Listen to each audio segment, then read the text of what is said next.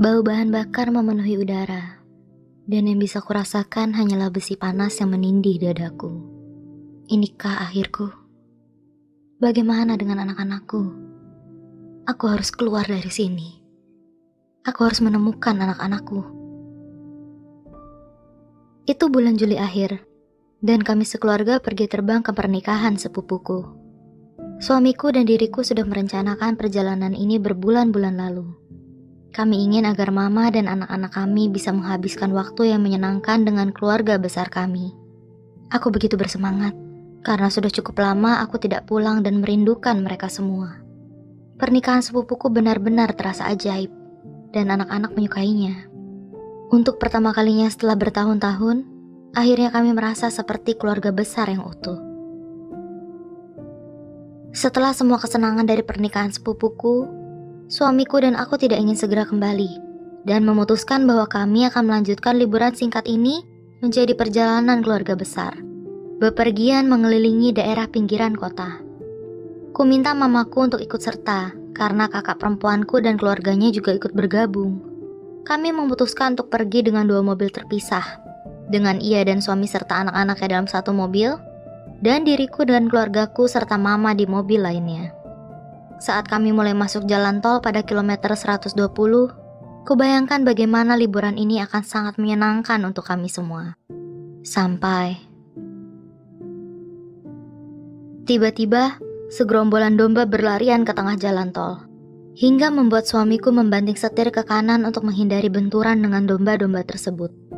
Sebelum aku sadar akan apa yang terjadi, ku dengar mamaku berteriak dan jantungku berdegup. Kami kehilangan kendali dan berputar ke kiri, meluncur ke pembatas jalan dengan sangat kencang. Mobil pun berputar-putar, membalikkan kami ke langit-langit mobil. Ku coba menoleh ke arah anak-anakku, tapi sabuk pengaman mengunciku ke tempat duduk. Dan di menit berikutnya, leherku tersentak ke depan, lututku tertekuk dashboard mobil. Rasa sakit itu terasa luar biasa, hingga aku nyaris hilang kesadaran. Ku coba mengendalikan tubuhku tapi tidak bisa.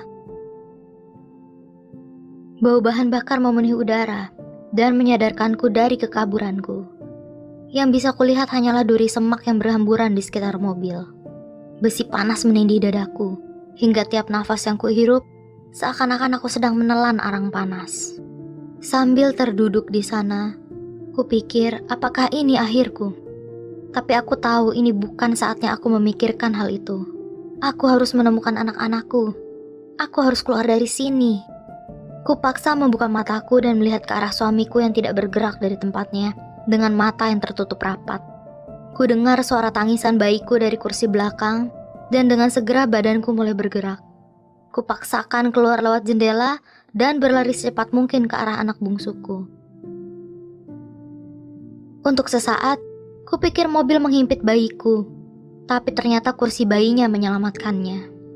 Walaupun tubuhku terasa tidak enak, aku berhasil menarik anakku keluar dan berteriak memanggil suamiku. Aku harus menemukan anakku yang lain. Ku peluk bayiku erat dan berlari ke sisi lain mobil, di mana ku temukan anakku yang berumur 1 tahun menggantung terbalik, tapi tetap terkunci dengan sabuk pengamannya. Aku menghembuskan nafas lega. Tapi kenyataan bahwa ternyata mamaku tidak terlihat dimanapun menghantamku. Suamiku dengan hati-hati memberitahu anakku untuk keluar melalui jendela pintu belakang yang memang sudah hancur. "Mama, di mana mamaku?" Kutanyakan pada suamiku, di mana instingku mengatakan ada yang tidak beres dengannya.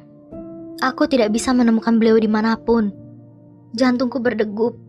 Kupikir satu-satunya tempat yang belum kucari adalah di bawah mobil.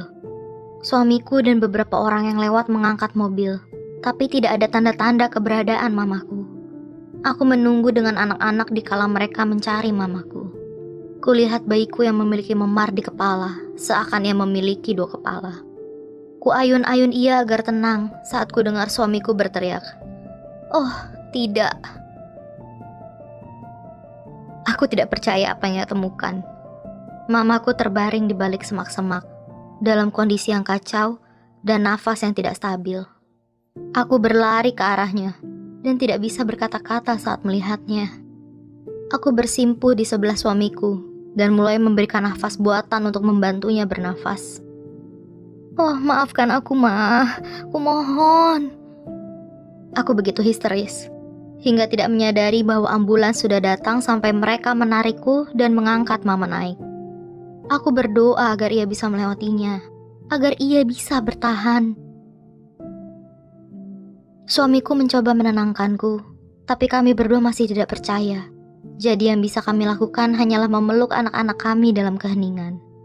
Segera setelah kami sampai di rumah sakit, Mama dilarikan ke unit gawat darurat.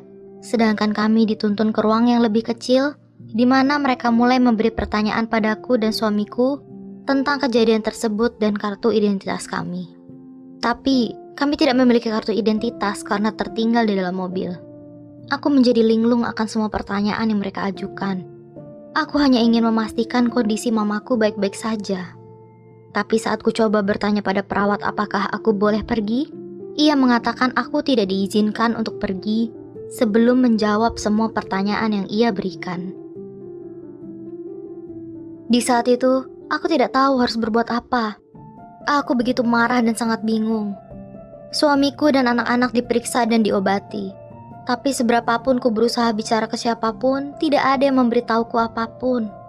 Aku akhirnya berjalan berkeliling seperti orang yang tersesat, menanyakan ke semua orang di mana aku bisa menemukan mamaku. Tapi untuk beberapa alasan, yang mereka katakan hanyalah, "Dia baik-baik saja, jangan khawatir." Tapi aku tahu ada yang tidak beres. Ku telepon kakakku dan menceritakan semuanya. Ia berteriak tidak percaya dan meyakinkanku bahwa ia akan berada di sini secepat mungkin. Seperti yang bisa kamu bayangkan, seharian itu terasa bagai mimpi buruk bagiku. Dan aku bersyukur suami dan anak-anakku tidak terluka parah. Aku tidak bisa mendapatkan informasi apapun mengenai kondisi Mama. Pundakku yang retak sedang diperban saat kakakku tiba di rumah sakit. Segera setelah kulihat ia berlari ke arahku dan membawaku ke sudut dan berkata, "Dengarkan baik-baik. Aku akan memberitahumu sesuatu, tapi ku mohon jangan kaget. Mama, ia sudah tiada."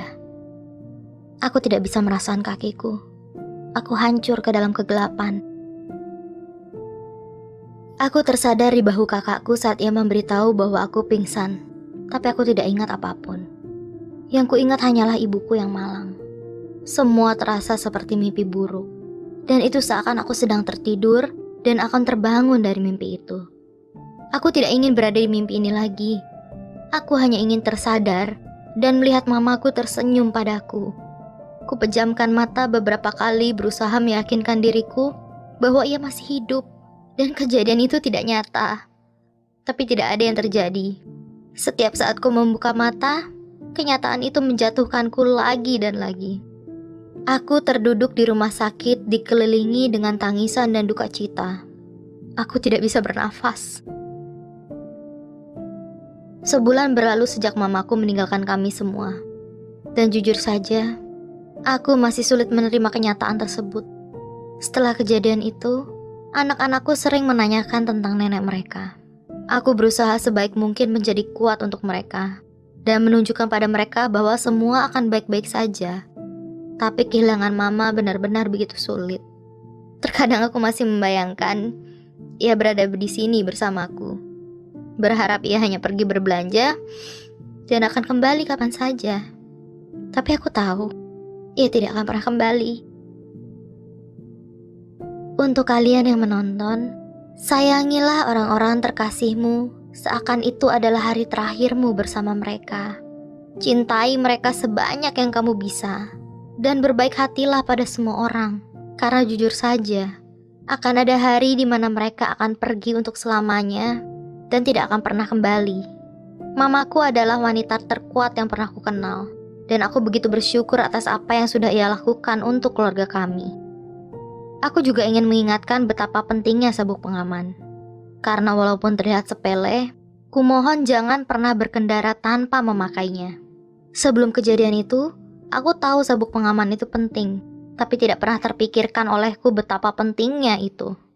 Tapi aku tahu sekarang, bahwa sabuk pengaman itulah salah satu alasan keluargaku masih hidup sampai saat ini.